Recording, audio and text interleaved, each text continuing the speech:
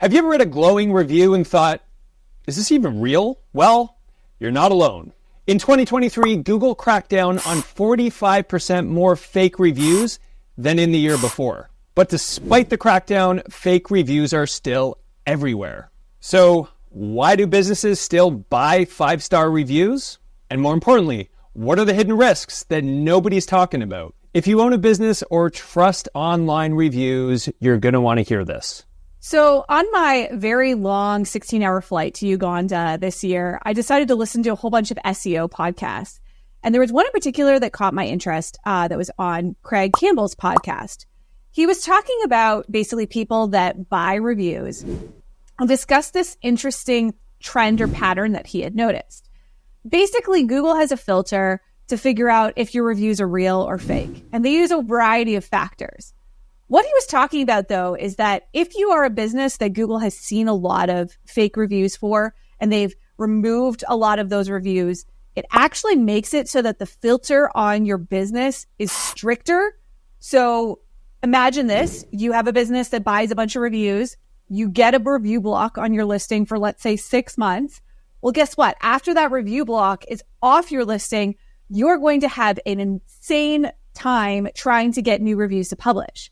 Because you'll send your listing to real customers, their real reviews. But because you violated so many of Google's guidelines, that criteria that they have is so much stricter that it actually makes it harder for the business to recover. That is fascinating.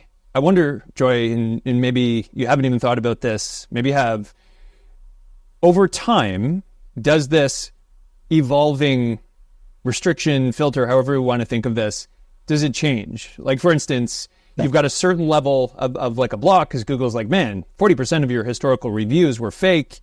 So moving forward, you're going to have trouble getting them. Can you get to a point that you're aware of where that like you're on this end of the spectrum, no reviews coming through? Can you move it back to the other end, get back into Google's good graces?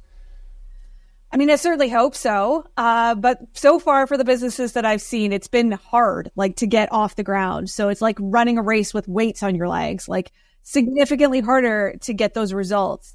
So again, I think Google is actually moving in the right direction with the way that they are tackling this fake review problem. Because before this year, I really wasn't seeing a lot of patterns that gave me any hope. And this is the first time that I'm like, oh, wow, there are severe consequences. Not only could you have a review block, but now you're actually going to have a really hard time getting legitimate reviews as well if Google catches you. We talked a little bit earlier about buying reviews as being something you probably don't want to get into. I feel like you've heard a little bit more of this through Craig's podcast, maybe some other ones as well. Can you tell us a little bit about that? Yeah, the general trend that I heard on all the podcasts I listened to is that people that are selling reviews are having a much harder time getting reviews to stick than previously. I actually heard a few people say that they've actually given up on it and they're not even bothering anymore, which is great. I personally don't want a world that is full of fake reviews on Google. It's also good for all of our WhatsApp accounts because they're going to be less saturated with people trying to sell us fake reviews. So I think that's good for humanity, really. Yeah. And I'd love to see, like in general, you guys finding that the trend is getting better or worse? What are you seeing with listings on Google? Are you seeing more fake reviews? Are you seeing less? I'd love to hear about it in the comments. Feel free to drop us a comment. We respond to all of them and read them all.